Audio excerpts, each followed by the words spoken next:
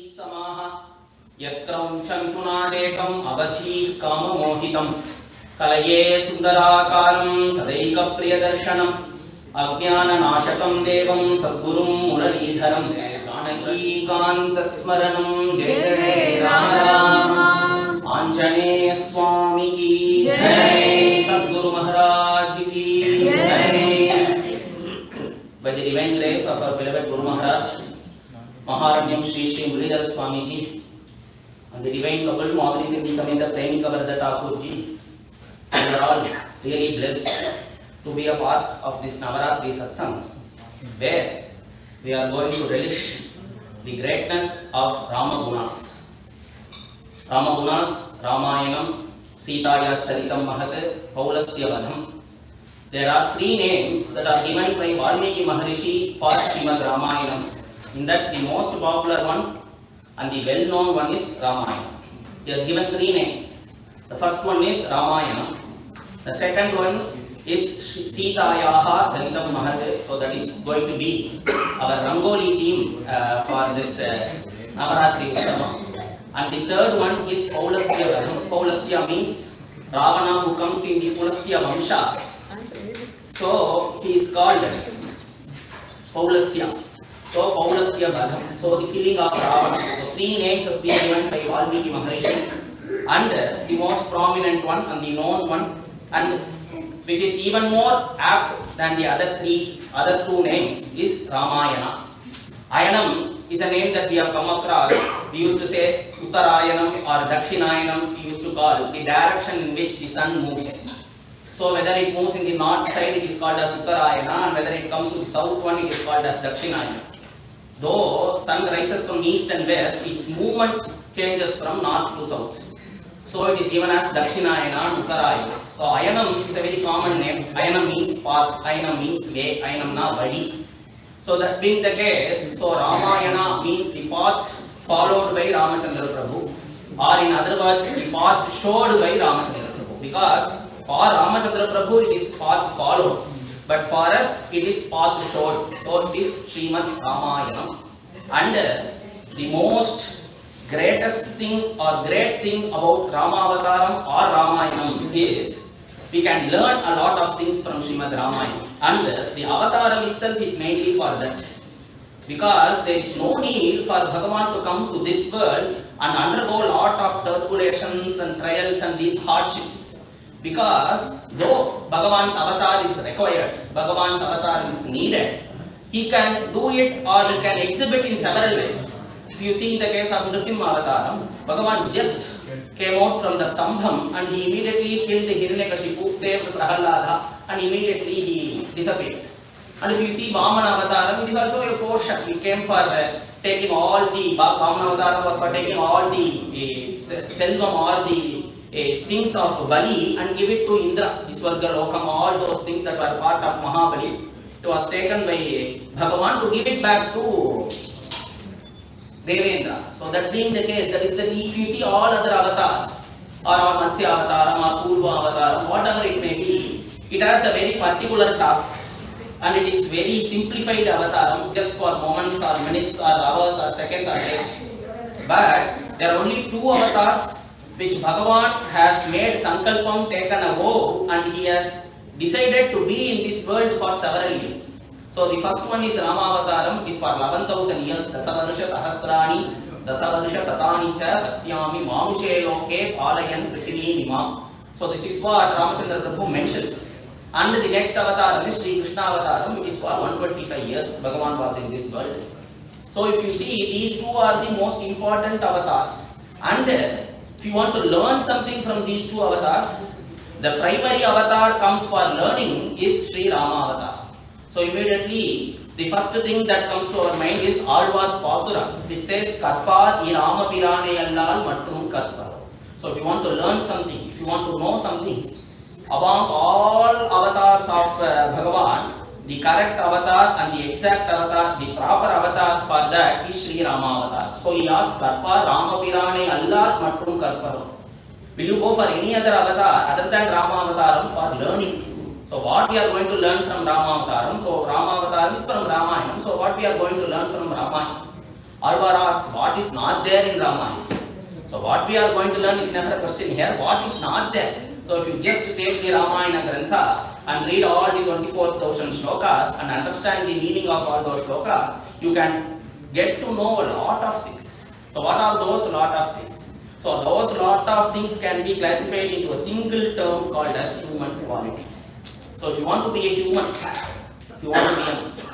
then you have to learn the qualities of Ramachandra Prabhu.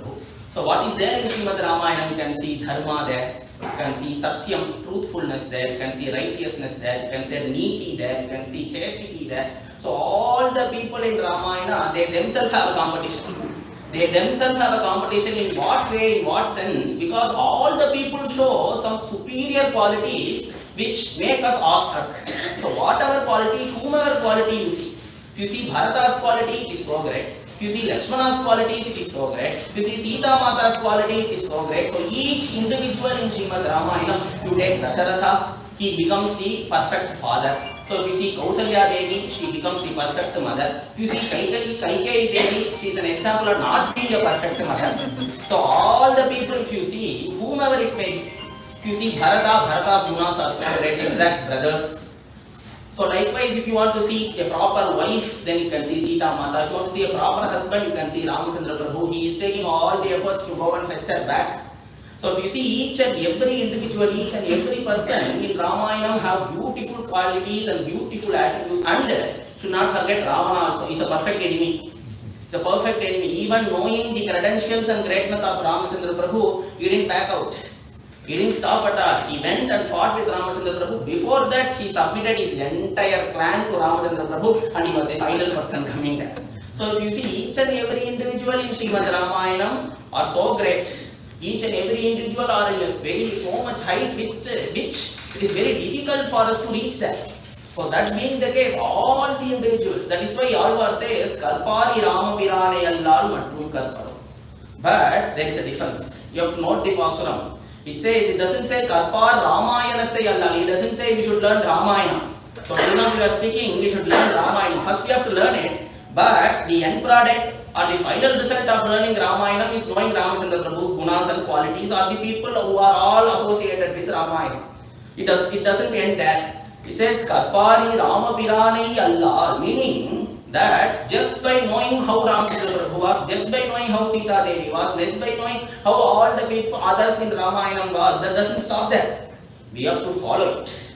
We have to inculcate those things which Ramachandra Prabhu showed, which Sita Mata showed. Because if you see Ramayana as a religious text, it is there for this Sanatana Dharma, all the things are there. But the qualities or the things that Ramayana shows us is needed for the entire community, whichever religion or whichever dharma or whichever group they belong to. Because if you don't need to be, do we not like to be a proper child? Do we not like to be a proper wife? Do we not like to be a proper husband? So all these human qualities which are needed for the entire mankind to progress, so the entire humanity to progress, all the qualities are present here. So Alvar says, Karpa I Rama Pirani, just by learning the 24,000 shlokas which Valmiki Maharishi wrote is not enough. It seems we have to incorporate it. We have to cultivate those practices. So he says, Karpari Rama Pirani. He mentions that individual, meaning the individual, meaning the path he followed, meaning the path he showed us. So he says, Karpari Rama Pirani Allal Matrum Karparo. So what is the benefit of learning? This is the question, right? So whatever we learn, we should get something out of it. Some result should be there. So basic human qualities is needed. Okay, fine. Basic human qualities is enough for this world. So whatever we live here, however we live here, this is for this world alone. So the karmas that we do, the papa punyas that we gain, all those things are for this world and it reflects on the other world also, right? So that being the case, listening to Ramayana, listening to Ramachandra Prabhu's gunas and practicing it, we will have a beautiful and legible life in this world. And the next one is, if you see in this pasuram, he completes by mentioning Narpal Ayodhyil Varum Sarasaram Muttram. So, all the people in Ayodhya, what benefit did they gain? They were taken by Ramachandra Prabhu to Vaikuntha. So, if you follow these qualities that Ramachandra Prabhu showed, if you follow the qualities and if you inculcate it in our life, then we will have a proper human life here and it will also benefit us in leaving Bhagavan's abode also. So it will stop our next Janma also. So, first, if you want to be bhakti, if you want to show devotion to Bhagavan, if you want jnanam, that is the supreme knowledge, if you want all those things related to spirituality, the first thing is that we should have basic qualities. So only then, first the vessel should be cleaned. Only then we can add milk into it, right? So if the vessel itself is not clean, then how can we add milk to it? Even though if we add milk to it, it will get wasted. It will not be good. So that being the case, first the vessel should be cleaned. So in Rama Avataram, Bhagavan beautifully told all the qualities that are needed for a normal human being. And in the next Avataram, if you see in Krishna Avataram, since through Rama Avataram, through the qualities of Rama, the person will become pure, the person will become clean, so that the vessel is clean now. So Bhagavatam concentrates on bhakti. But even though we have bhakti in Ramayana, we have jnanam in Ramayana, we have vairagyam in Ramayana, all those things are in Ramayana, but the predominant thing that what Ramayana shows us is human qualities. There are two dharmas. First one is Samanya Dharma and next one is Vishesha Dharma. So the Samanya Dharma part is shown in Ramayana, but it also holds the Vishesha Dharma part, which is called as Bhagavata Dharma. So if you see in the case of Ahalya Shapa Vimokchanam, there is no Samanya Dharma there. Because Samanya Dharma has lost its position there, and only Bhagavata Dharma came to that rescue there for Ahalya. So that being the case, in order to be saved or in order to be protected, if we fall down, we need Bhagavata Dharma. But before falling down, how can we improve us? Before falling down, how can we engage us? So that being the case, that is what this Samanya Dharma shows us. So how a proper child should be, how a proper husband should be, how a proper wife should be, how proper brothers should be, how proper people should be, how proper servant should be, how proper enemy also should be. So all those things are shown here. That's why Alvar says, Karpati Ramapirane Allal Matrum Karpara. And Ramayana is mainly for the people who want to live a proper life. It shows us those human qualities there. And Valmiki Bhagavan is clearly posting, he is not thinking of a avataram or a Bhagavat form here. He clearly asks, Shuyatam vai naraha. So the question is, tell me about a human. The question itself posed here, he is not asking about which avataram of Bhagavan. He doesn't go there at all. And he wants an avatar that should be a human, and it is in his entire stay in this world should behave as a human there. Even if you see in the Yuddha Kandam of Ramayana in the end, when all the devas gather and asks and tell to Ramachandra Prabhu that you are Bhagavan himself, he says, he rejects it. He says, Atmanam Manusham Manye Ramam Dasharathatmajam. I am a human. Because why Bhagavan is so keen in showing him as a human, and why Valmiki Bhagavan is so keen in showing him as a human? Because if we see Ramachandra Prabhu as Bhagavan, then it will become an excuse for us. Because whenever we see the qualities that are showed by Ramachandra Prabhu, if he showed them as Bhagavan, then the first excuse that we say is, he is Bhagavan. I can't inculcate them, or I can't practice them, or I can't show them. So Bhagavan is very clear. If you want to catch a deer, it is told that you must take a form of a deer. Manai man pudipar pole is what we call in Tamil. So if you want to catch a deer from a group, then you should also be in the deer's form. Only then the deer will not get afraid of, or it will not get fear, and it will not run away. So then we can catch it. So for that being the case, Ramachandra Prabhu, in order to catch all those human beings in this world, he himself came as a human. So that is why Konvasmin Sampratam Loke. That too, that person should be in this world at this moment is what Valmiki asks. So that being the case, a human avatar is needed here. And that too, all the human qualities and essential things for a human life should be shown there. So Ramayana itself is an ideal society. So it's what our Guru Maharaj used to say. If you see, the people in Ramayana are ideal. They are not practical. They are ideal. So practical is the situation in which we live. And ideal is something we need to achieve. So that being the case, if you see the entire Ramayana, all people are ideal. So we are always, it is Ramayana. There is no destination at all. So if you see in Ramayana, it is always the path. Because those people have already crossed the path and they have gone to that ideal state. But if you see in our life, we are not so. And a beautiful example there comes in Ayodhya Kandam, where Ramachandra Prabhu was decided to be coronated. He will be made the king tomorrow. But at that moment, he has been told to go to the forest. And look at the way in which he conducts himself. He doesn't go and shout at Dasharatha, or doesn't he goes inside and cries. Both the things are not there, because in those situations, there are only two ways in which we can react. One thing is that who created problem of or else If we are not capable of fighting them, then we will go inside and we will cry. These are the two things that can happen. But those two things were not shown by Ramachandra Prabhu. He accepted his situation and he was not planned, he was not ready, or he didn't plan those things also. So if you want to go to the forest, then what we can say? So we can say that after I complete all my family responsibilities and after my children are very settled in their life, then I can go to the forest and do tapas. Then I can go to the forest, or then I can do kshetradanam, I can go to several tirthas, I can go to several kshetras. So I can involve myself in spirituality. Like that we can plan, right? Yeah, any other thing it may be, we can plan and we can go in that direction, in that way. But if you see in the case of Ramachandra Prabhu, it happened at that moment. He was very much ready to be coronated. He didn't hesitate, or he didn't say it's not needed now. He was also ready to be coronated, but the opposite happened, and immediately he was about to leave the forest. So at that moment, Bharata is also not there, Shatrugna is also not there. So that can be the right situation for Lakshmana to capture the throne. Could have been right, but he didn't do so. He immediately followed Ramachandra Prabhu, leaving off the throne there, or leaving off the kingdom there. And immediately Bharata comes back. And when Bharata comes back, now this is the perfect opportunity for him. If not, he could have accepted the throne, but he felt that it is not his throne, and he goes to the forest to call back Ramachandra Prabhu. And at that juncture, Shatrugna could have accepted the throne. So all the four brothers didn't accept. And we have to note one more thing. When Ramachandra Prabhu was about to go to the forest on his travel, all the people of Ayodhya followed him.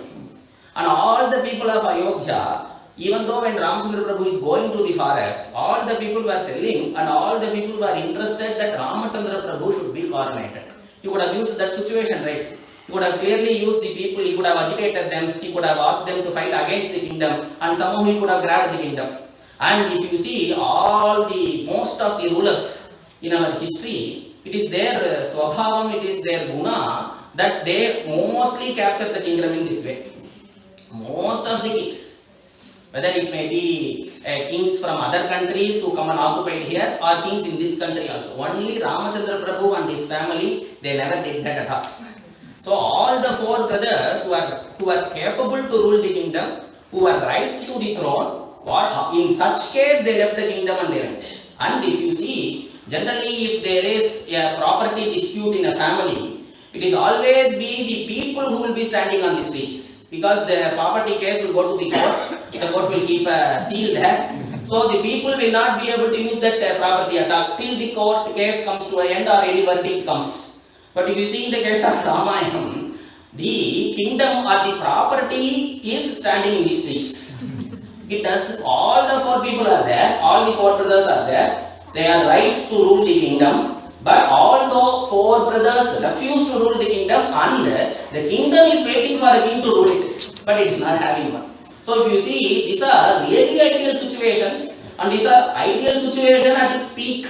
So it is really difficult to achieve those things. If you see practically, it is not possible. And if you want to get a practical example of these things, then you can go to the next Itihasa, that is Mahabharata. So all those things are practical. It is a family, it is a dispute between two family groups. They fight for the throne, and all the people in their family, they bring their friends, their known people, and all the people fight, and they finally lose. So only five Pandavas are remaining. All the people in Pandavas group and in Kauravas group both are dead.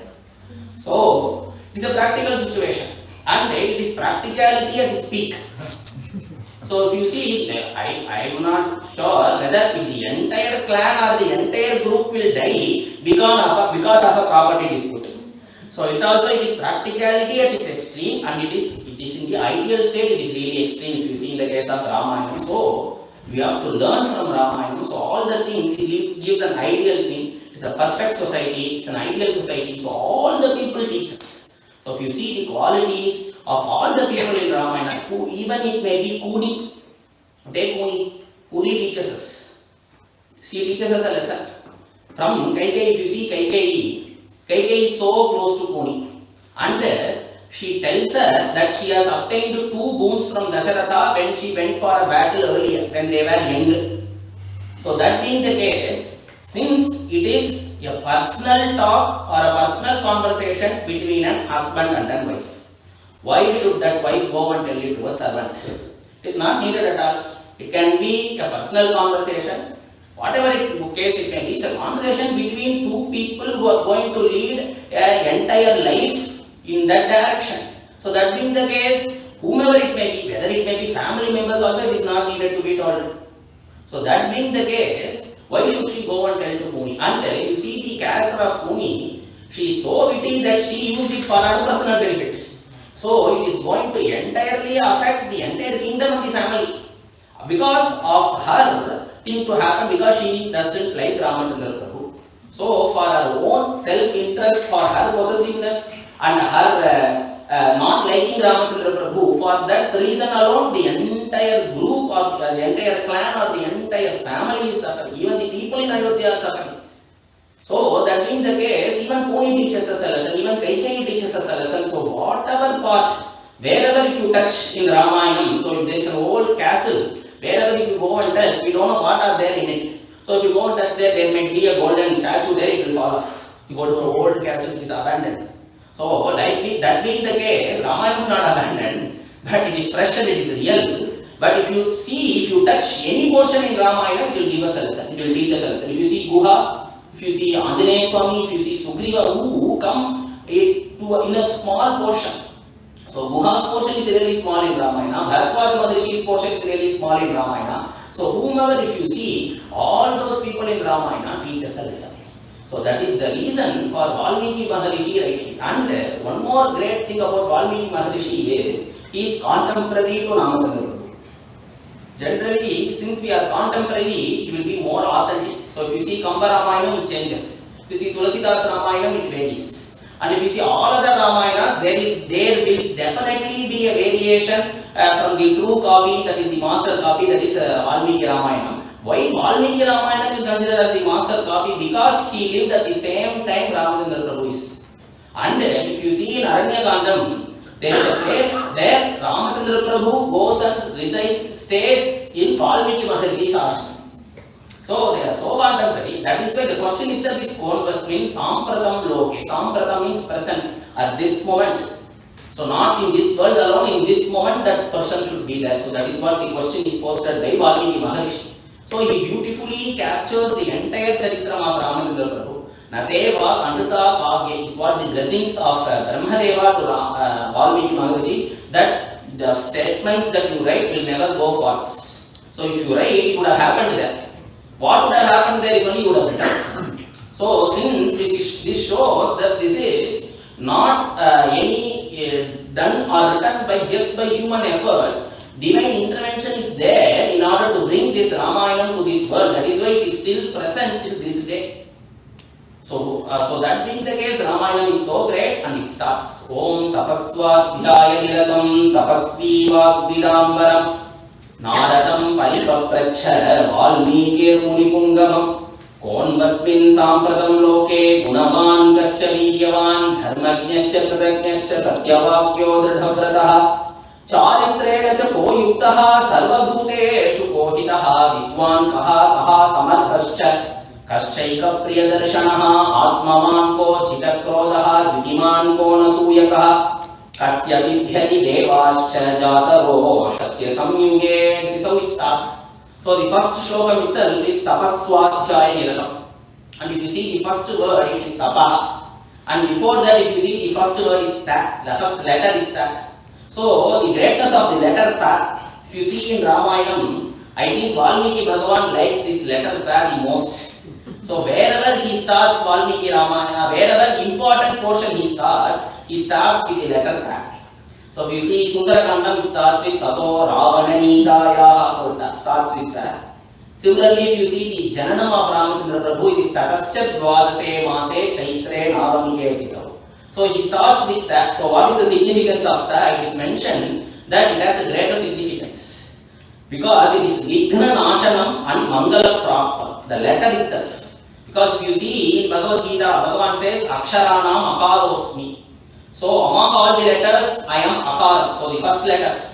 So likewise, each letter has some significance, has some greatness. So if you see the significance for the letter Pa is Vighna Nashanam. It will remove all inauspiciousness, all the issues that we have or the disasters that we have, and mangalam apnuvanti prapnoti. So meaning that it will give us lot of auspiciousness. So the letter itself, so he starts with the letter ta. And if you take the first word, it is tapa. If you have seen in Bhagavatam, the first word that originated from Bhagavan's words was tapa. So that is what he instructed Brahmadeva to do tapas, so that he will get the knowledge to do this creation. So the first words, the first letters that originated from Bhagavan's words itself. So that means because when Brahmadeva was born, there was no other person available, and immediately if there is an ashariri that is being heard by him, then it should definitely be Bhagavan's voice. So Bhagavan says tapa, the first word. So Rama, he uses that word to start Ramayanam. Tapaha swadhyaya niratam tapasvi vagvidambaram naradam paripapracha valmiki munipungam. So this is the first slokam of Ramayana, the first slokam of the Grantha. And generally there is a way in which the first slokam should be written or should come off. The way in which it should come is that just three ways it should come. So the first way is that it should be a namaskaram to some deity, or it should be describing the person about whom this Grantha is going to speak about, or it should give some asirvachan.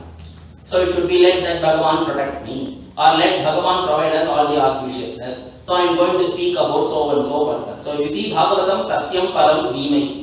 So it starts with the Param Dhimahi. So I am going to speak about that Paramatma, that Paramapurushan is what Bhagavatam denotes in its first shloka. But if you see in Bhagavatam, if you see in Ramayana, it is not so.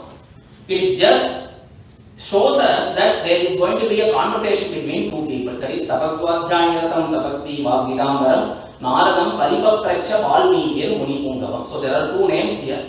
The first name is Narada Maharishi and the second name is Valmiki Maharishi. So these two people are joining together. So these two people are meeting and there is a conversation. There is a question which is being posted by Valmiki Maharishi. Naradam Paripapracha. Valmiki Maharishi questions Narada in this way. And there are three adjectives for Narada Maharishi and a single adjective for Valmiki Maharishi. So Tapaswadhyaya Niratam Vagvidambaram Munipungam. These three words are description for Narada Maharishi, and Tapasvi is the description for Valmiki Maharishi. But Mahans who have written commentary for Ramayana mention that this slokam shows the qualities of a guru and a shishya. So that is what most importantly matters. So wherever if you see in whatever shastra if you see in our Sanatana Dharma, it is always a guru present there and a shishya present there. And the shishya will be asking questions. Tadvidhi pranipatena pariprashnena sevaya upatexyanti te jnanam jnaninaha tattvadarshinaha. So Bhagavan says in Bhagavad Gita to Arjuna that if you want to know something, or if you want to gain knowledge about something, you have to approach a guru. You have to serve him. And when that guru is so pleased with you, he will bestow you all the knowledge. So this is what our Sanatana Dharma goes. So if you see in Bhagavatam, Parikshit asks question to Sukha Maharishi. You see Vishnu Puranam, Maitreya Maharishi asks questions there. So Parashar, Aparashara Maharishi. So all the Puranas or all the Itihasas or whatever Vivek Upanishads, there is conversation between two people. So they will be posting questions and the answer will be relating to it. Likewise, if you see in Ramayana, it is a conversation between two people, that is Narada Maharishi and Valmiki Maharishi. And it says Tapaswadhyaya Niratam. So the person here who is the guru here is Narada Maharishi and the Shishya here is Valmiki Maharishi. So this shloka explains the qualities of a guru. So who can be a guru? So this shows that all people can't be guru. So Tapaswadhyaya Niratam. So first quality. The next one is Vagvidambaram, which is the second quality, and third one is Munipungam. So Tapaswadhyaya Niratam. Tapaha means his own tapas. So a guru should have a tapas. So he should have done some penance. So what is penance first? So immediately penance means stopping all other food, going and sitting in an isolated place, not seeing anybody, not speaking with anybody. That is also called as tapas. But what is the exact and proper meaning for tapas is that what we do without altering or changing. One activity or one dharma which we take, if we follow it continuously, then it becomes a tapas. So if you wake up at 4 o'clock in the morning daily, that is also a tapas. I don't know whether waking up at 11 o'clock in the morning becomes a tapas or not, but waking up 4 o'clock in the morning can definitely become a tapas. Why I mention you, since this thing has come here, I will mention, because dharma means, dharma means swabhava. So swabhava means nature. So there is a relation between dharma and nature. And the most important thing here that should be followed is we have to be along with the nature. So nature here is the prakriti here. So meaning that we have to wake up when the sun is out there. When the sun wakes up, we have to wake up. So whenever the sun comes out, so if you see here we have a sunrise at 7:15. So it is guaranteed that we can sleep till 7:15. Then it will not become a dharma. It can be another dharma. Yeah, here. And if in some countries, I think there are no sunrise at all. Depending on that, it varies. But if you go into that topic, then you will not be able to see Ramayana. It will become a Dharma Shastra Vichara there. So that is not needed now. But we have to be along with the nature. So if we are along with the nature, that becomes a dharma. So that is a primary thing that is mentioned. So that being the case, so tapaha means something that we do regularly, that we follow regularly. So if we wake up at that 4 o'clock or 5 o'clock, what time sun comes out, then if we follow it regularly, then it becomes dharma. So if we follow chanting 100 namas daily, then that becomes a tapas. So if you have this food restrictions regularly, then that becomes a tapas.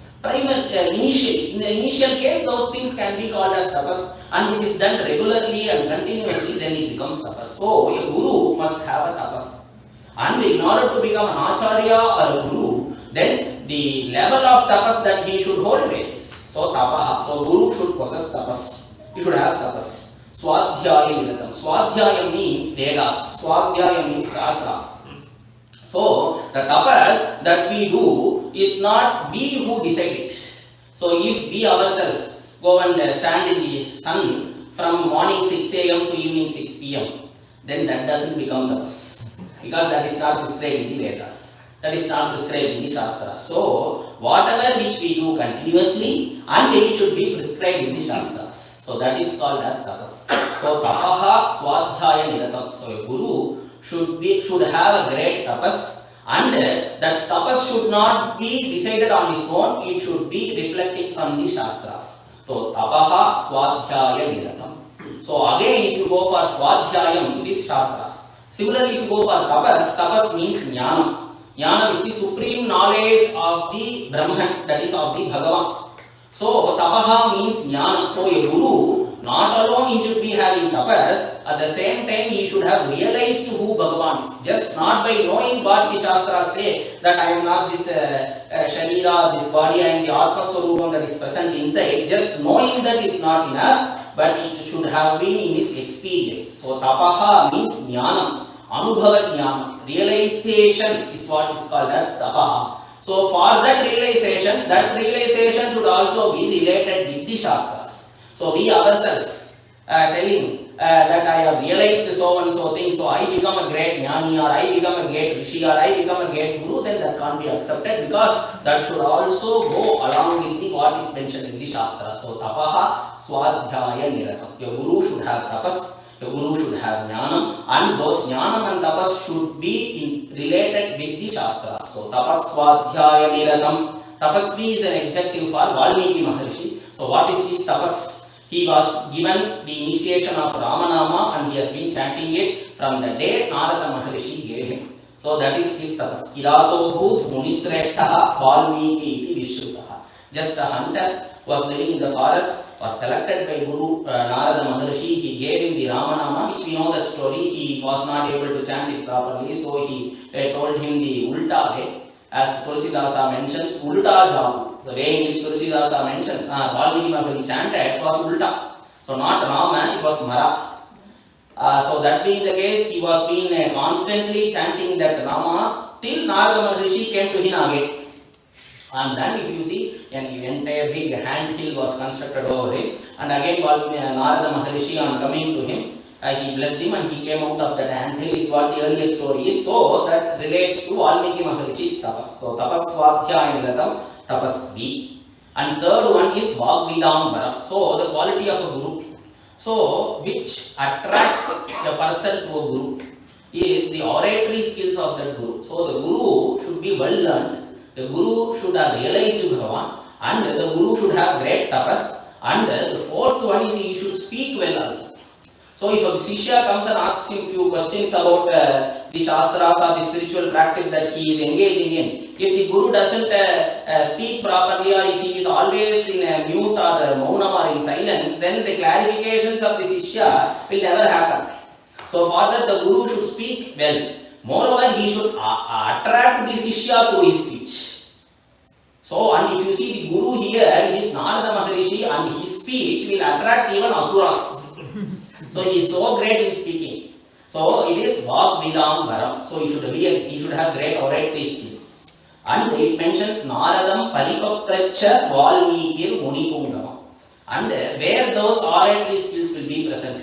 So when he is given a stage, when there are several people to listen what he says, at that moment alone, if he speaks about Bhagavan, and next moment when he goes inside, if he starts watching cricket match, or if he starts speaking about politics, or if he starts speaking about some worldly things, then that cannot be credited as a quality of a guru. Muni Pungavam, always Anavratam.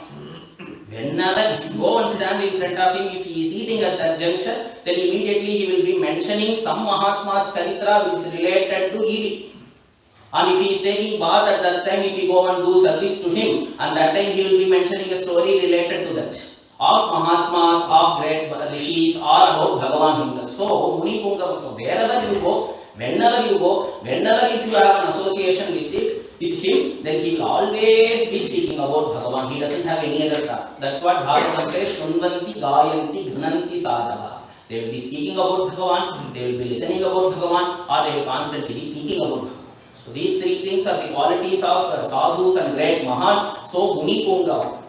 So he is a Muni, and Pungavam means he is greatest or top among, superior among all the Munis. Then he must have constant thinking of Bhagavan. So always the Guru should be thinking about Bhagavan, nothing else. And we should reach such a Guru. And if you reach such a Guru, then what? Initially he won't give us all the instructions, or initially he won't be bestowing all the knowledge to us. We should serve him. So, Paripapracha. So, that's what Tartidhi Pranipatena. We should go and fall at his feet. We should gain his confidence. We should show our bhakti. Then finally, he will be giving us all the jnana that is needed for us. So, Paripapracha. So, and here, since it is related to a question that is asked by Narada, Valmiki Maharishi to Narada, Paripapracha. So, if you see such a Guru or such a Mahatma, so how should we go and speak to him, or how should we go and approach him? You should not go and ask, is your health, are you good in health? If you had, yesterday did you take good rest? Did you have proper food? These questions are no need to be asked to a Mahatma. It is mentioned in Bhagavatam that Kushala Yatra Nasanti Mati Vrittaya. So those people are so great that they themselves have forgotten this Shariram and they are living in this world. And if you go to them and ask about questions related to the body, the food that we take, or if we have good rest, those things are related to the body. And those Mahatmas are realized that they are beyond this body and they are one over this body. So that being the case, if you go and speak to them or ask them about the worldly things or the things associated with our body, then that can't be considered great. And even if we have few issues or few problems in our life, just by their darshan, Darshanadeva Sadhava, just by their darshan, all those things would immediately, we will come out of those things. So instead of speaking about worldly things or about our body, we should go and ask Paripapracha, great questions to them. So that how Parikshit asked Shukacharya, like how Valmiki Bhagavan here asks Narada Maharishi. So if you get such a Guru, it is difficult to go and search him also. So it is mentioned that it is not Valmiki Bhagavan who went and searched for Narada Maharishi. It is not so. Narada Maharishi came in search of Valmiki Bhagavan. So the Guru, such a Guru, if we get such a Guru, how can we go and search him with those qualities? So if we accept someone as a Guru, then we can't test them at all. It is only a Guru who can test the Sishya, and it is not the opposite way. Oh, I will search for my Guru and I will test him. So if you give some exam questions for him and they will give him a pass mark or not, so those things can't happen. So a relationship between a Guru and a Sishya is related to the mind. So on seeing that Guru, something would have captivated that Shishya, the way in which he conducts, the way in which he speaks, the way in which he approaches us. So all these things matters, which makes that Shishya to completely surrender to that Guru. So you should get such a Guru. Here Valmiki Bhagavan gets such a Guru, and he did search for him. He came in search of that Shishya, which is Narada Maharishi here. And the greatness of such a Guru is Naradam. So Narada means it's not just a name or not just a term. It means that Narayanaha Dadati iti Narada. So whomever gives us Bhagavan itself, or whoever takes us to Bhagavan itself, becomes Narada. So here Narada Maharishi is a person also, and the term refers to such a Guru also. So here Narada Maharishi comes in search of Valmiki Maharishi because he has given him the Ramanama earlier. Generally, a Guru takes a Shishya and he will give him some instructions or give him some japam. Just by hearing what that Guru has told him once, when he has been instructed, and if that Shishya stops chanting that Nama, then there is no use for even the Guru and the Shishya also. But if since we have chanted it once, we have got it from the Guru, that itself will give us great things. But if the Shishya starts to chant that Nama or the Upadesha that is given to him regularly, then it will remove all his impurities and it will make him pure. And again, if he keeps on chanting it without any personal requirements or personal needs, without asking itself, all those Nama chanting will provide it. And the third case is that when he reaches a level that the chanting has brought him to a stage that he will definitely attain moksha in this life, because we don't know all these things. It is a process that happens without us knowing it. So, but the Guru will understand it. So, the level of Nama, the level of the following of that instruction happens. So, the Guru keeps on seeing the way in which we progress. And if he has crossed that level and still he chants or still he follows that instruction that is provided, then the Guru will come again. Because he has having the tapas for him to go to moksha. And still he is generating more, then the Guru will utilize him to bring more people to moksha. So that is what here Narada Maharishi does. So initially he instructed him Ramanama for him to come out of the lowly life that he was living. So he grasped that Ramanama and he started to chant. So now what happens? His few impurities are removed. So he gets higher and higher. Then now he has become Valmiki Maharishi himself. So being in such a state, so Narada Maharishi decides that using him, let us bring a great charitra to this world. So now this same Shishya of the Guru is going to be beneficial for the entire world. Initially he was not at all beneficial for himself. He made him he brought him up. Now he is beneficial for himself for the worldly things. And he again brings him up. Now he is beneficial for attaining moksha. Those benefits he has obtained. And still if he does that practice, then the Guru will come again and take him to a greater cause of being him useful for the entire humanity. So these are all planned by Narada Maharishi. Because there is a story for this also. Where initially once when Narada Maharishi went to Vaikuntham, because Narada Maharishi is a Triloka Sanchari, so whenever he decides, whenever he needs, he can go to any loka. That's what here Valmiki Maharishi also asked, Shrutva Chaita Trilokatyaha, since you are Triloka, but Trilokatyaha is a person who knows the happenings in all the three worlds, these questions that I pose to you will be apt. Because whether that person is not in this world, you will definitely know such a person being in some other worlds. So whether, if you see the case of Narada Maharishi, people who are so much fond of him are asuras only. Because they living in their place, they won't be able to know what are the plans of the devas. So generally what they do, they call Narada Maharishi and he will give him all the happenings in all the worlds. Don't consider as Bambu here, okay? It's not petty talks there, but that will be of a greater beneficial for the entire mankind. The way in which Narada Maharishi conducts himself and the way in which we have seen himself or known will be in such small things or the kalaham where he will create some issues between people, though that is not so. He is considered as the greatest Rishi and he is the greatest among all the Bhagavatas and he is the Prathama Acharya Aragome Prasidatu. So that being the case, Narada Maharishi is great. So he is a person who knows everything.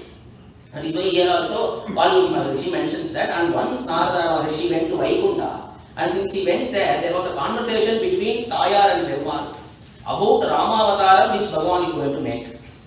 So Narada Maharishi is the first person who listens to the entire story of Ramayana in gist.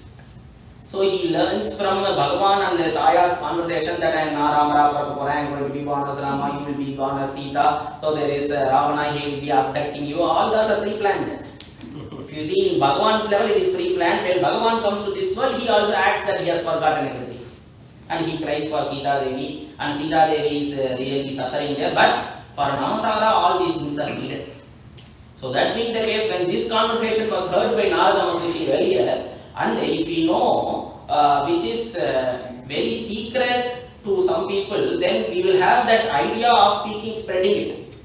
Right? If Narada Maharishi, that too, something about Bhagavan's secret conversation, since Narada Maharishi has known it, so what will be his intentions? And he is a person, he speaks loudly, and he is an outspoken person because he will not have anything as secret at all for him. So that being the case, immediately Narada Maharishi from Vaikuntha, he jumps from them of the excitement that Bhagavan is going to make an avatar. So immediately when he jumps, he lands in Varuna Loka. So Varuna, who is the king of Varuna Loka, is there, and he is cuddling his child. Bhrigu, the child's name is. So when he was cuddling this child, out of his total enthusiasm in which Narada Maharishi entered, and him cuddling his child, he didn't receive Narada Maharishi properly, and Narada Maharishi was very enthusiastic and very happy to tell that Bhagavan is going to make Rama Avataram and the entire Ramacharitra to Varuna. But he didn't. I feel he is so misfortunate that he wasn't able to hear since he was cuddling his child, and immediately Narada Maharishi got angry. I couldn't see any place where Narada Maharishi getting angry. It is Durvasa Maharishi, then it is true. But in the case of Narada Maharishi, it is very rare occurrence, but he gets angry here. And immediately he gives a curse to the child that child will be born in, will go to Bhuloka. So Varuna should be separated from his child. Because of not showing respect to Narada Maharishi and not listening to Ramaguna's Ramachandra Prabhu's Charitra.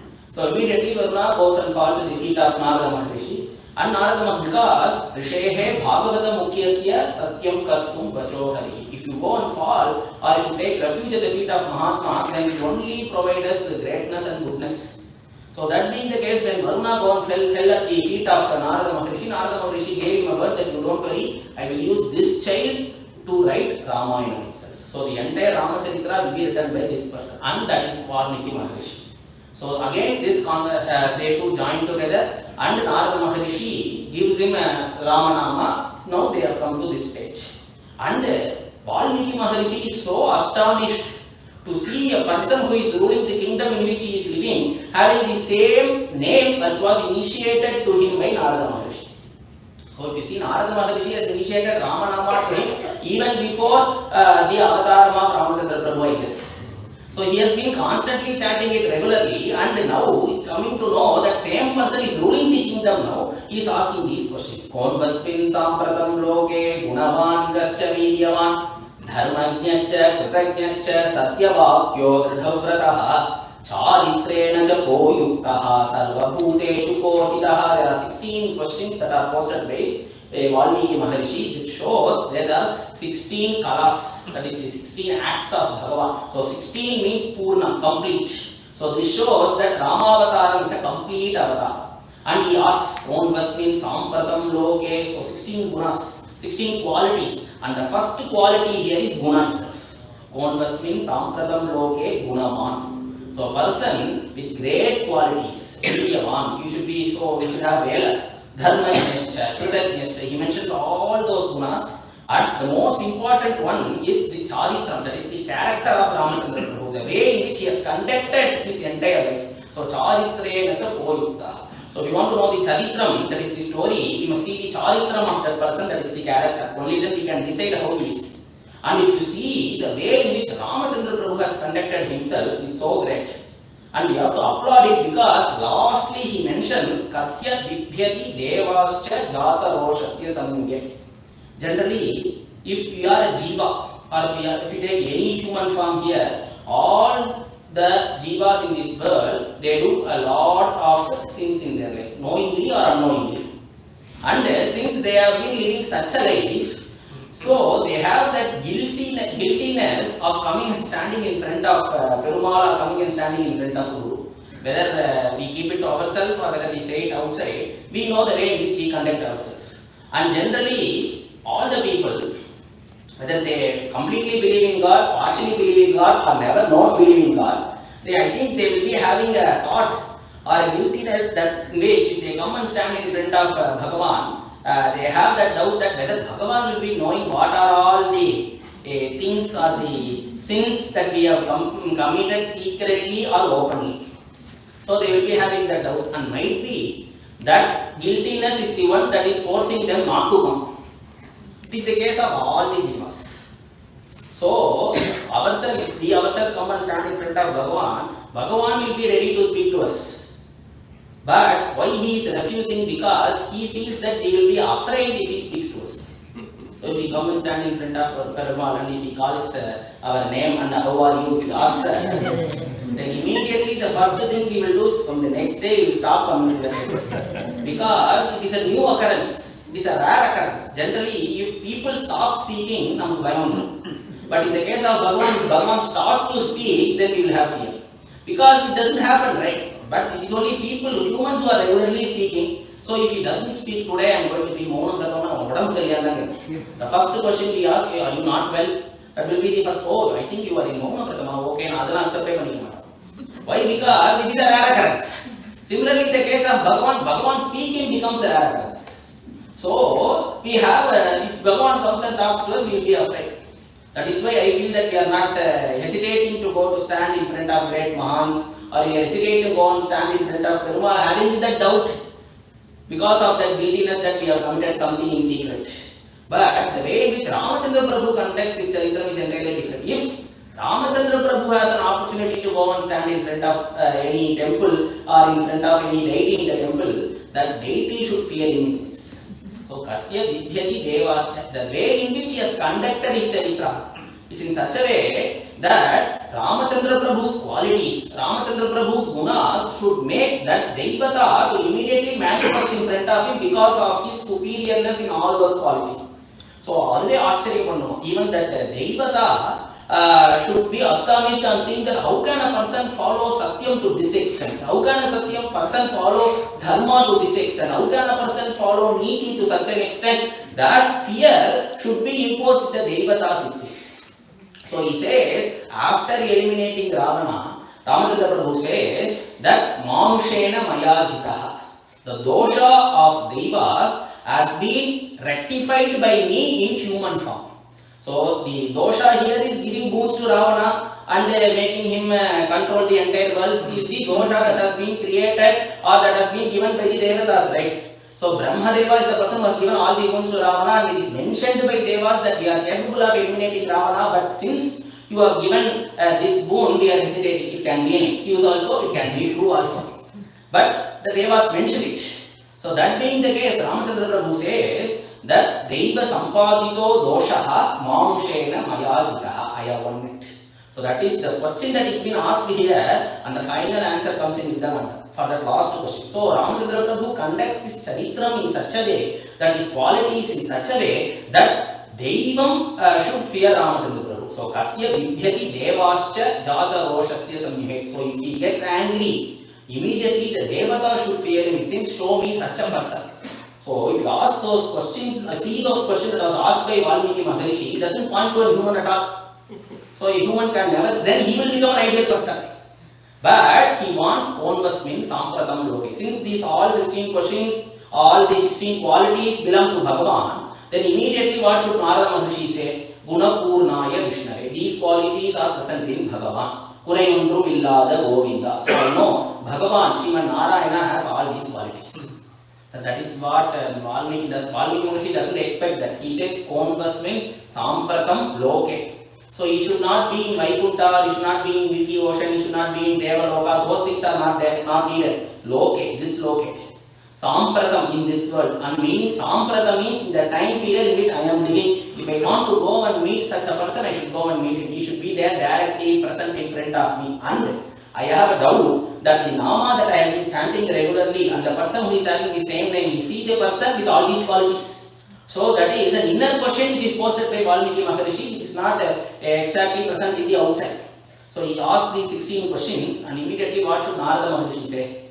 Narada Maharishi says that I know such a person, but you have mentioned only 16 qualities. I fear that there are even more greater qualities other than the 16 that are present in him. Not alone that, he has few other qualities which I also don't know. There are two ways, right? Valmiki has posted 16 questions.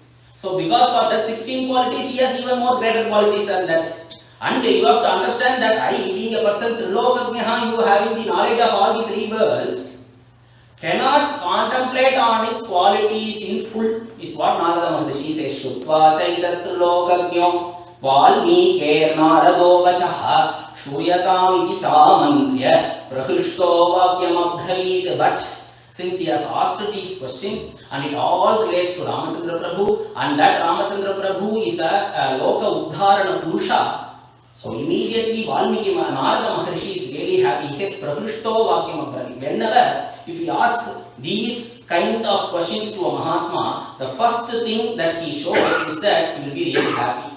Prahrushto Vakyam Abhravit. So that is what sadhus like. Instead of going and constantly complaining to them, or instead of speaking about some worldly things to them, you go and ask few questions about Bhagavatam, you ask few questions about Mahabharatam, you ask few questions about Ramayana, they will be really happy. Prahrushto Vakyam Abhravit. And they will not refrain from answering, they will definitely answer. Bahavo Durlabhaschaiva. Immediately Narada Maharishi asks, says that these alone are not there. He has several other gunas, several other qualities. Bahavo, there are several. Durlabhaha chaiva, that can't be present in normal humans. And that can't be entirely told by me also. Narada Maharishi is telling that I can't tell it in full. So Bahavo Durlabhaschaiva ye tvaya kirtita gunaha Mune Vakshyam Yaham Buddha Tayyuktaha Shuyatam Naraha. We are asking about a human who is having qualities which are very rare in humans. But since you have asked, there is a person with all those qualities and even with greater qualities than that. So immediately he starts. You are asking about a person and immediately he starts with Prajapati Samashriman. How great Ramachandra Prabhu. He is equivalent to Brahmadeva, it seems. He is asking about human. He has asked about Nara, and the first word that Valmiki Narada Maharishi tells is Prajapati Samashriman. You have seen Brahmadeva, he is equal to that Brahmadeva. Prajapati Samashriman Dhata Ripunishodanaha Shriman. Because Sridevanu Gata Lakshmi Tasya in Nama Durlabham. Even when he is going to the forest, Sumitra Devi tells Kausalya Devi that you don't worry.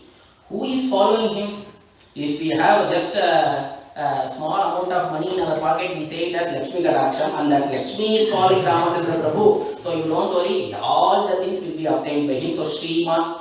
And if you see that Taya is always present in his Vakshasthalam, so Prajapati Samashriman Dhata Ripunishodanaha is a controller, he is an instructor. Dhata Ripunishodanaha, he eliminates all the people and his enemies. Rakshita Jiva Lokasya Dharmasya Parirakshita Rakshita Swasya Dharmasya Swajanasya Cha Rakshita. So Ramachandra Prabhu, why is he going to the forest initially and then coming and ruling the kingdom? This is because of Rakshita Jiva Lokasya Dharmasya Parirakshita. Instead of asking people, instructing people to follow dharma or people to live a dharmic life, Ramachandra Prabhu, he lives a dharmic life and shows us that we have to be in this way. So Rakshita Jiva Lokasya Dharmasya Parirakshita. And in order to protect dharma, he has to protect his own dharma, right? So in order to protect dharma in the world, he has to protect his dharma. So Rakshita Swasya Dharmasya Swajanasya Cha Rakshita. He even protects his people also. And he has learned all the Shastras. Veda Vedanga Tattvajno Dhanurvede Cha Nishtitaha. He is well versed in bow and arrow. So Dhanurvede Cha Nishtitaha Sarva Shastrartha Tattvajnaha. He knows all the Shastras, all the secret things that are mentioned in the Shastras. Smritiman Pratibhanavan. He is full of tejas. Is beautiful. Oh, Sarvaloka Priya Sadhu. All the people like him. So he mentions all these gunas of Ramachandra Prabhu and complete it in 100 shlokas. It is called as Samkshepa Ramayana. So in this Samkshepa Ramayana, Valmiki Maharishi is being told by Narada Maharishi all entire Ramayana Charitram in these 100 shlokas. And now he asks him to write this Ramayana in big. Tometat Vipuli Kuru, like how Brahmadeva in Bhagavatam told Narada Maharishi the greatness of Bhagavad avatars and all those things and asked him to make it big. So Tometat Vipuli Kuru. So likewise here Narada Maharishi asks Valmiki Maharishi to write Ramayana in full. So now if you see the way in which Valmiki Maharishi is, initially he was filled with Rama Nama. Now he is completely filled with Rama Gunas. So he has immersed in two oceans. The first one is Rama Nama ocean and the next one is Rama Guna ocean. So once a person is completely taken a dip or he has gone inside all those two oceans, and if he comes out, then he will be the perfect person to write Ramacharitra. So that being the case, then immediately Valmiki Maharishi has obtained such a status to write Rama, because in order to write a big Shastra, in order to write a big Kavyam, he must learn, right? He should have all those jnanam, right? But those things are not there for Valmiki Maharishi at all, because he has not studied all those things. And he has obtained all those jnana just by chanting Ramanama. Just by chanting Ramanama, he has obtained all those jnana. So when Narada Maharishi instructed him to write Ramayana Charitra and Valmiki Narada Maharishi reads, so the heart of Valmiki Maharishi is channeled in that direction. So he is going to write a big Kavya. So because of that, whatever he sees and wherever he sees, he is always trying to explain that. So whatever he sees it close to his heart, and he explains the way in which that forest is present, because he is going to write something, right? So his heart is channelized in such a way, and he is going to go to the Tamasa river for his evening bath along with his Shishya, who is called as Bharadwaja, and on seeing the pure water in the river, he explains it. He describes it to his Shishya, Akardamamidam Tirtham Bharadwaja Nishamaya Ramaniyam Prasannambu Sanmanushya Manoyatha. So he says, you see the water in this river, it is so pure that it is equivalent to the heart or the mind of sadhus. Look at the comparison. Generally, the heart of sadhus are unknown to us. We can't see how it is. And it is the water that is in the river or in the lake is what we can see. So that being the case, if you want to speak about the greatness of Mahan's heart, then we have to mention that the heart of Mahatmas, the mind of Mahatmas will be so pure, which is equivalent to the water that is flowing in the river. But it is the opposite. He says that the water that is flowing in the river is so pure as Sadhu's heart. So the example here is a Mahatma's heart, and it is compared with the thing that is visible to us. Why Valmiki Maharishi is giving such an example? Because he tells us the Ramayana that I am going to write will push you from these worldly things, it will cover you, it will take you out, and it will take you inward, is what he mentions here. He mentions that the outward thing, for an outward thing he gives an example which is inward, that is a Mahatma's heart. So it is in the opposite direction. He mentions that if you keep on reading Ramayana, if you keep on thinking about Ramachandra Prabhu's gunas, if you keep on chanting his name, then you will move inward, is what he mentions. Akardamamidam tirtham Bharadwaja Nishamaya Ramaniyam Prasannambhu Sanmanushya Manoyatha. And after him taking bath in the river, he comes back, he sits in a tree, and he is going to start his japam there. At that time, there comes a hunter, and there are two Krauncha birds sitting on the top of a tree. Krauncha in English means lovebirds. So they always be together. So being in such a state, and they are sitting on top of the tree, and this hunter comes and hits one of the birds. And the male bird is hit, and the female bird is flying around it, and it is constantly crying. And immediately seeing this, it creates a transformation in Valmiki Maharishi's heart. And immediately he curses that hunter. He says, Ma nishada pratishthantvam agamaha shashvati samaha yatrauncha mithunadekam akatihi kamamohitam. Now we have to analyze the heart of Valmiki Maharishi here, because it has created some transformation in him because of this ugly act created by this, done by this hunter. And we have to see who Valmiki Maharishi is. Earlier he himself was an hunter who has been hunting all these animals. And now on seeing an hunter hitting one of the birds and the other bird crying, immediately Valmiki Maharishi feels for it. Immediately there is compassion that is flowing in his heart. And what is the reason for that? He himself was a person who was doing all these activities. And now he realizes that all those things are bad and he is starting to curse now. What is the reason? It is the reason that his heart has become soft. His heart has become tender because of the chanting of Ramanama. And that Namadama has given him everything. He has been entirely transformed. He has been given all the knowledge. And now unknowingly a shloka comes out of his mouth. Is it possible? Generally, if you want to scold someone or if you want to shout at someone, you will not be asking for a paper and pen and write a shloka. Never happens. So that being the case here, Narada Maharishi, Valmiki Maharishi is immediately rendering a shlokam to curse that hunter. So if you want to scold Bhagavan, at least there is a stuti called Ninda Stuti, where you scold Bhagavan through a stotra and that becomes a stotra finally. But here, in order to shout and scold or curse a hunter, Valmiki shloka comes out from Valmiki Maharishi's mouth.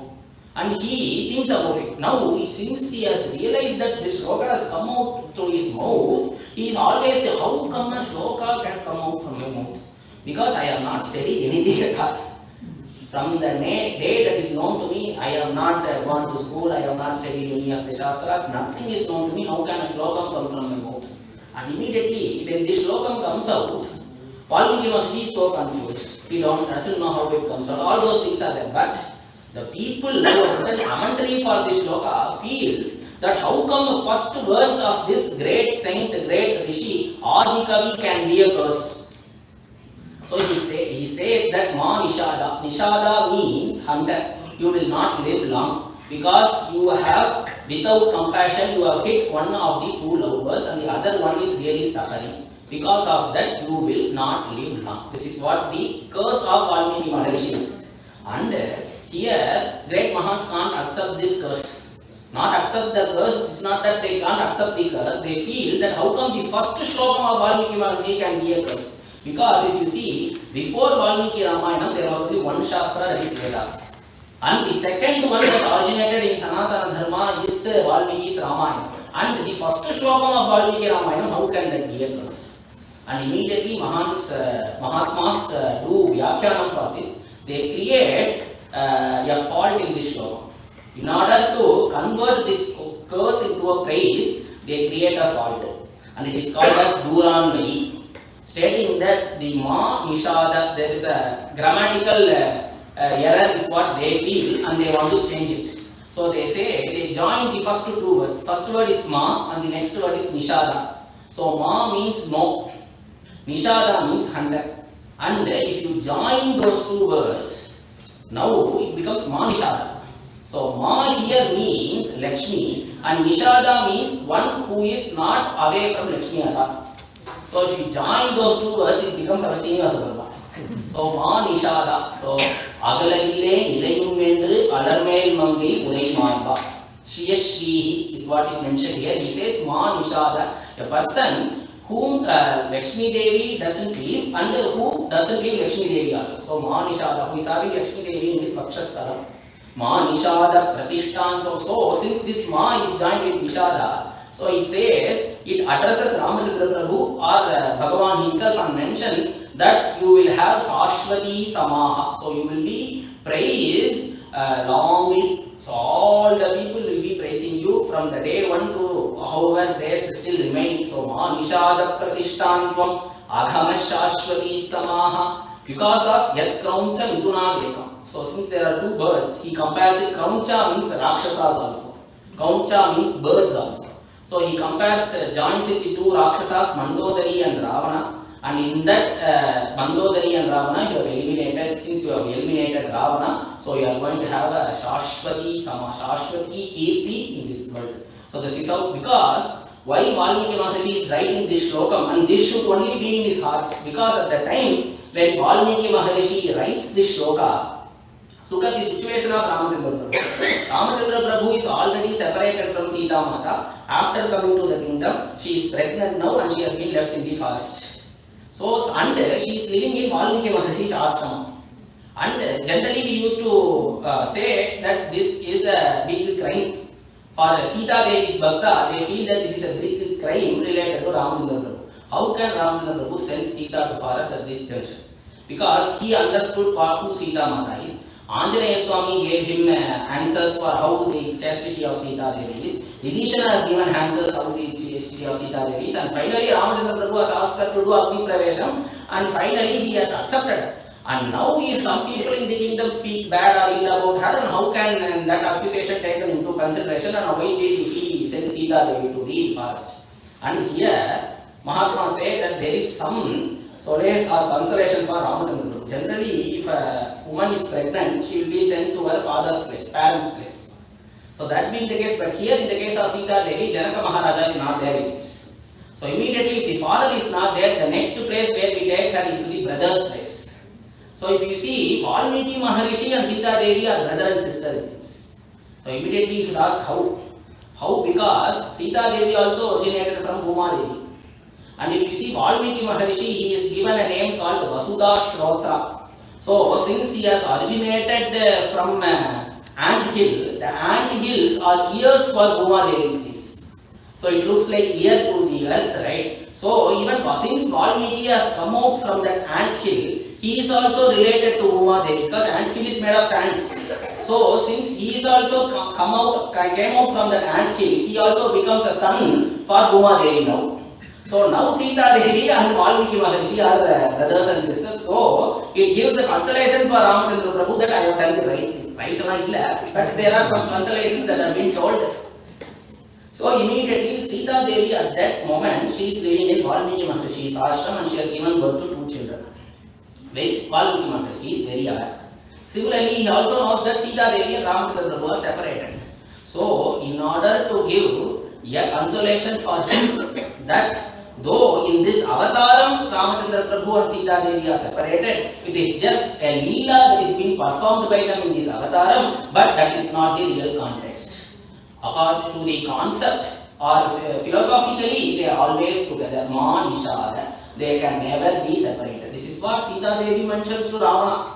You are mentioning that you have separated me from Ramachandra Prabhu, which can never happen. Ananya Raghavenaham Bhaskarena Prabhayata. How the sun and its rays can never be separated. Likewise, myself and Ramachandra Prabhu can never be separated. This is what she mentions. So, here, Valmiki Maharishi uses this as a consolation for him. So, he says, Ma Nishada, you are philosophically, you are never separate, you are always together. But in this avatara, in this leela, you are acting that you are separated and you are undergoing the sorrows. So immediately that is the second meaning for this shloka, which great sadhus have composed, and they are mentioning that this is the apt meaning for this shloka, which becomes Mangala Sasanam for Ramachandra Murthy through the words of Valmiki Maharishi. So Ma Nishada Pratishthantvam Agama Shashwati Samaha Yakrauncha Nipunadegam Avadhihi Kamamohitam. And this slokam decides the theme of Ramayana.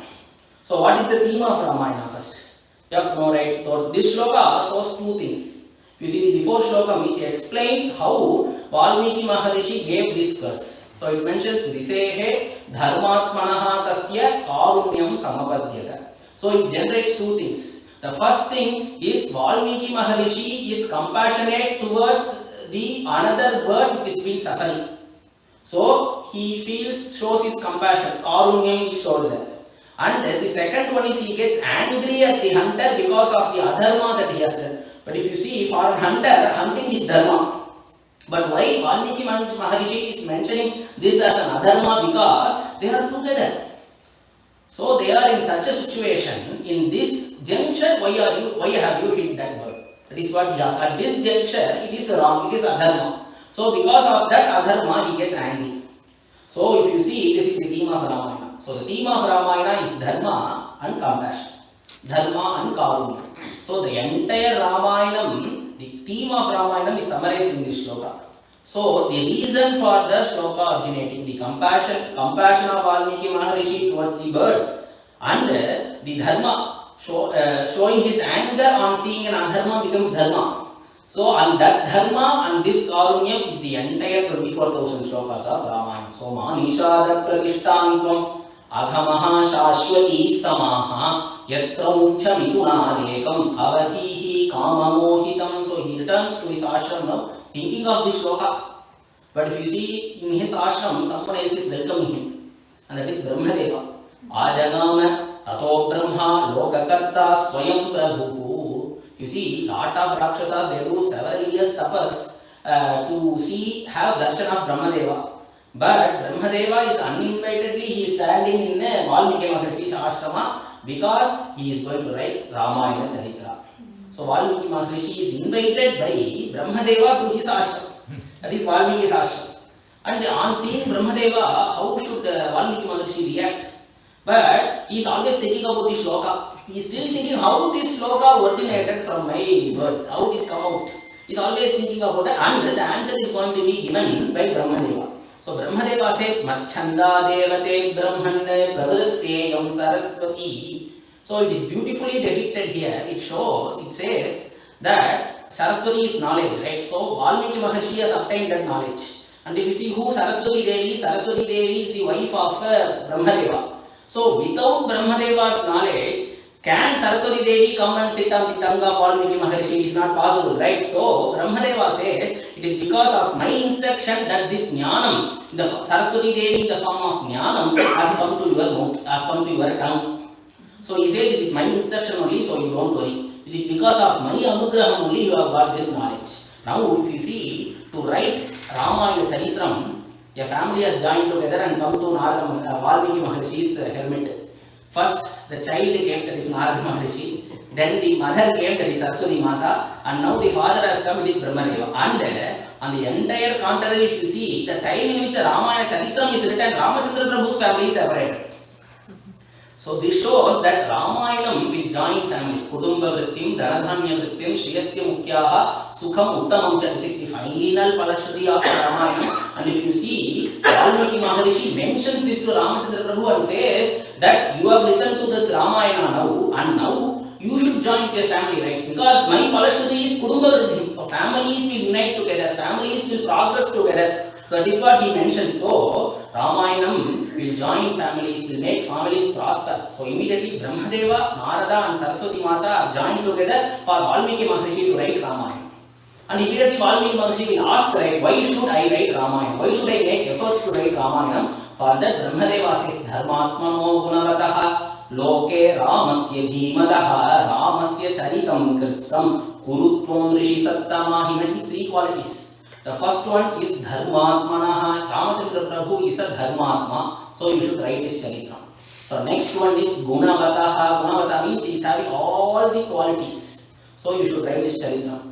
Because of Dharma and his qualities, you have to write his Charitra. And the third one is Dhimataha, that is the result of learning or reading Ramayana. So Dhimataha means knowledge. So Dharmatmanaha. So the first one is Dharma. So if you see Ramayana as a Kavyam, it shows us Dharma, then we should be equivalent to Ramachandra Prabhu in that. So if the Dharmas which are showed by Ramachandra Prabhu, you have to practice it, then we will become Dharmatma. And Gunavataha, so his qualities are so great, and it can't be incorporated by humans. That is what I was telling from the beginning. And if you see all these qualities and feel that I am not able to be in any of these, show any of these qualities, then that becomes Bhakti.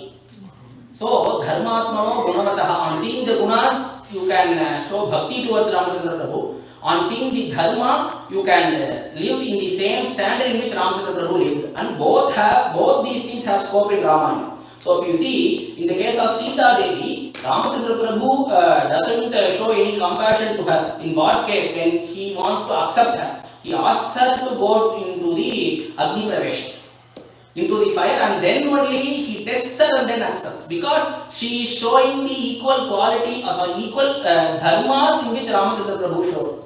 So even when she was living in Ashokavanam, she never, her mind never changed, or she was not, she didn't show anything towards Ravana. So that being the case, she was been showing the same dharmas which Ramachandra Prabhu possessed. And in order to accept her, Ramachandra Prabhu checks whether she is in that dharma itself. And again, if you see, the second case is Ahalya. For Sita Devi, Ramachandra Prabhu is forcing her to do Agni Pravesham. And in the case of Ahalya, just a dust coming from his feet will purify her. And literally, Ahalya has done wrong there. But in the case of Sita Mata, it is not so. But in the case of Ahalya, Ramachandra Prabhu's dust from the feet is enough to purify her. But in the case of Sita Mata, she should do Agni Pravesham. So if you see, both has scope in Ramayana. If you are not able to show the qualities that Ramachandra Prabhu possessed, you can go and at least go and cry to him. Pray to him that at least I am trying but I am not able to, then that becomes bhakti. If you show the dharma and the traits that Ramachandra Prabhu showed, then it becomes dharmatma. So dharmatmano gunavataha loke ramasya dhimata. At least we should catch dharma. At least we should catch bhakti. Then that dharma will create chitta shuddhi to us and it will take us to bhakti. At least if you have bhakti, then we can directly go to jnana. So dharma and guna corresponds to finally the result, that is jnana. So dharmatmano gunavato loke ramasya dhimataha. And he gives a few ashirvadams also here to Valmiki Maharishi, mentioning that you don't worry, you will there will always, what you write will be true. Nateva anrita kavye kachit atra bhavishyati. And he mentions this Ramayana that you write will be everlasting. It will be till the time the sun, the moon and all the mountains and the oceans remain. Yavat stasyanti girayah saridascha mahitale tavat ramayana katha lokeshu pracharishyati. He mentions till how long the sun, moon and the mountains are present, till then Ramayana will be there. And he also mentions that till how much this Ramayana is present in this world, till then you will be in my world. Man loke tu vishruta. He tells that Valmiki Maharishi will be in Brahmaloka. And if you examine this shloka, till how much these mountains are present and the sun and the moon are present in this world, Ramayana will be there. If you analyze that, it mentions that sun, moon, mountains and oceans are part of nature. So this shows that Ramayana is part of nature. Similarly, sun, moon, mountains and oceans are benefit for the society. Similarly, Ramayana is also benefit for the society. This is what Brahmadeva means to Valmiki Maharishi, and he blesses him. And immediately Brahmadeva disappears and Valmiki Maharishi is sitting in his ashram and he writes the entire Ramayana. Tadupagata samasa sandhiyogam samamaduropa natartha vakyavadham prabhuvara charitam unipranekam dashashila saschavadham nishamedu. This slokam describes the way in which Valmiki Maharishi has written Ramayana. Tadupagata, all the words, all the phrases, all the sentences, all the grammatical notes, everything approached Valmiki. Tadupagata.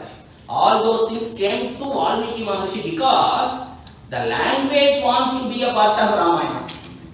All the words here, all the letters here, all the apostrophes and all the bars that are present here, all those things want to be in Ramayana because the language wants to be in Ramayana because they feel that they are blessed to be a part of Ramayana. So the words approached it. He didn't go and search, oh, first I will write this one, no, this is not right. So immediately he has the paper and he returns another. So it's not that. All the words approach to Valmiki Bhagavan. So Tadupagata samasa sandhiyogam. And the way in which the words approach was sama madhuropa natartha. It was sweet and it was good.